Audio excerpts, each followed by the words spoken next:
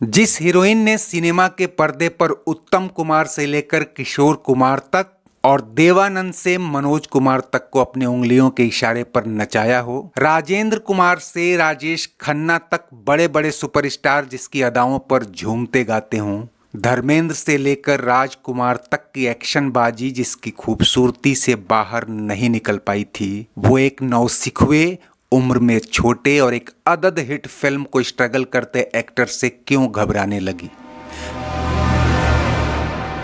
ऐसा भी क्या कि दिन चढ़ने तक बिस्तर न छोड़ने वाली हीरोइन सुबह 6 बजे ही मेकअप करके तैयार हो जाती थी।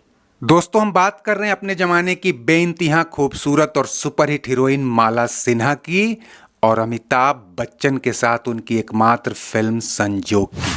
अगर ये फिल्म हिट हो गई होती तो आज हम शायद अमिताभ बच्चन की उस इमेज से महरूम हो गए होते जिसे एंग्री यंग मैन कहते हैं। साल 1971 में आई संजोग अमिताभ बच्चन की छठी फिल्म थी और इसके पहले राजेश खन्ना के सपोर्टिंग रोल वाले आनंद को छोड़ दें तो बाकी 4 फिल्में फ्लॉप हो चुकी थी। लेकिन इस फिल्म से अमिताभ ही नहीं, मशहूर प्रोडक्शन कंपनी जेमिनी स्टूडियोज और डायरेक्टर एस बालन को भी काफी उम्मीदें थी।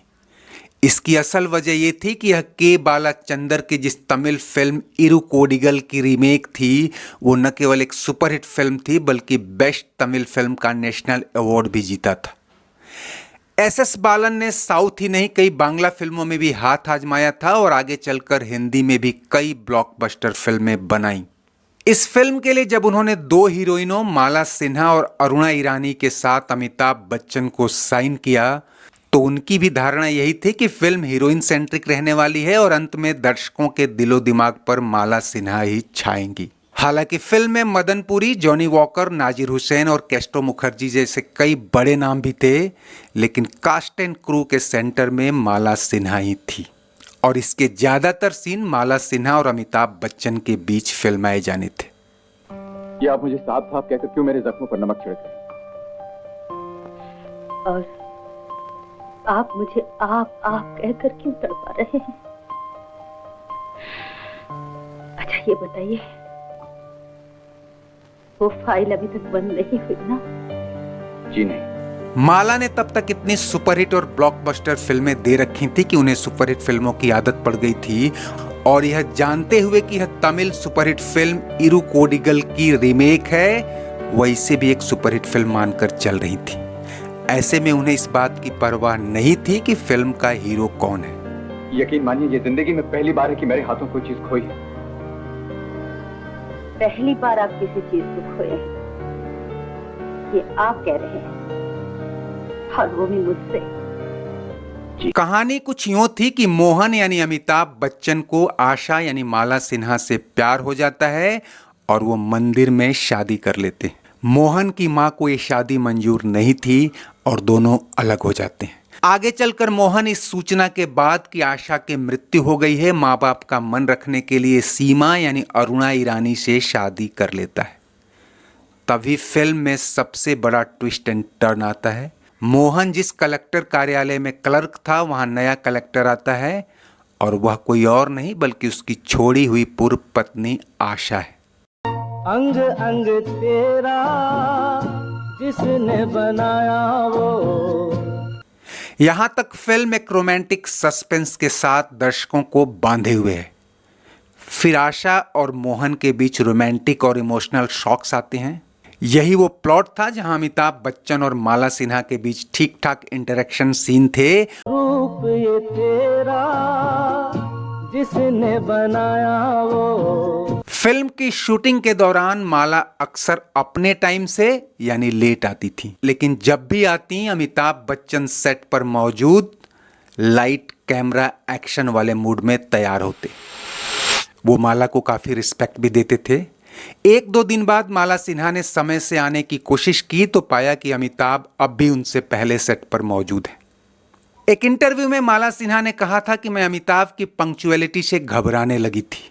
मैंने पहले इतने स्टार्स के साथ काम किया लेकिन इतनी पंक्चुअलिटी, इतना परफेक्शन और इतना डिसिप्लिन किसी एक्टर में नजर नहीं आया।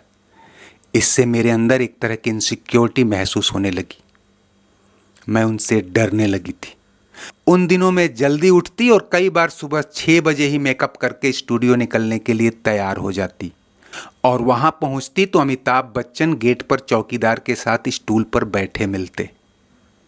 खैर, अमिताभ के साथ कुछ महीनों की शूटिंग और उनकी मैच्योर एक्टिंग देखने के बाद माला के मन में उनके लिए जूनियर वाली फीलिंग खत्म हो गई और एक तरह का रिस्पेक्टफुल क्रश पैदा हुआ।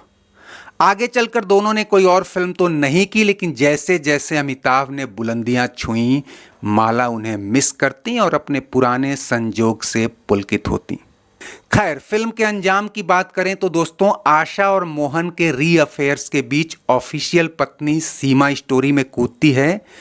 पति पत्नी और वो टाइप का क्लैश होता है। यहाँ से शायद एस बालन फिल्म को संभाल नहीं पाए या स्टीरियोटाइप बॉलीवुड एंडिंग के चक्कर में कंट्रोल खो दिया। एक हीरोइन मर जाती है, दूसरे को आशीष ही नहीं अपनी आंखें भी दे जाती है, लेकिन इस खुश मिजाजी में फिल्म बॉक्स ऑफिस पर दम तोड़ देती है।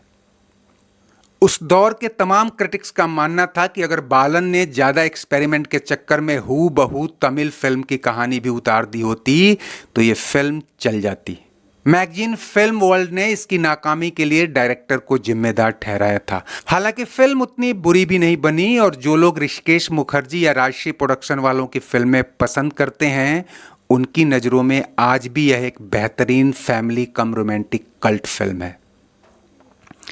आगे चलकर टीवी और दूसरे माध्यमों से भी यह फिल्म काफ़ी देखी गई, लेकिन एक बात सभी क्रिटिक्स मानते हैं कि आनंद के बाद अगर यह फिल्म हिट हो जाती तो अमिताभ के पास न केवल फैमिली ड्रामा की लाइन लग जाती, बल्कि वह इसी जॉनर के हीरो बनकर रह जाते। ऋषिकेश मुखर्जी तो उन्हें अभिमान जैसी फिल्म में डायरेक्ट कर ही रहे थे।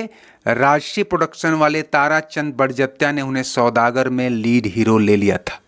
दोनों ही फिल्में बॉक्स ऑफिस पर गिरकर भी कल्ट क्लासिक बन गईं। लेकिन अमिताभ की किस्मत में जंजीर के इंस्पेक्टर खन्ना का रोल लिखा था और उसके बाद दीवार, शोले होते हुए एक्शन फिल्मों का शहंशाह बनना। ऐसे में संजोग का नहीं चलना उन्हें भी अब नहीं अखरता होगा। बहरहाल, इस खूबसूरत फैमिली मेलोड्रामा की यादों के साथ उम्मीद है वीडियो आपको पसंद आया होगा। चलते चलते इसे लाइक, शेयर और सब्सक्राइब कर लीजिए और कमेंट बॉक्स में अपनी राय जरूर दीजिएगा। शुक्रिया, नमस्ते, आभार। हम किसी चीज की तलाश में रहते हैं तो वो चीज कभी हाथ नहीं आती। जब हम उसकी याद तक को दिल से भुला देते हैं, अचानक आंखों के सामने आ धमकती है। रूप ये तेरा जिसने बनाया वो, ये झूठी बात है, ये सच्ची बात है।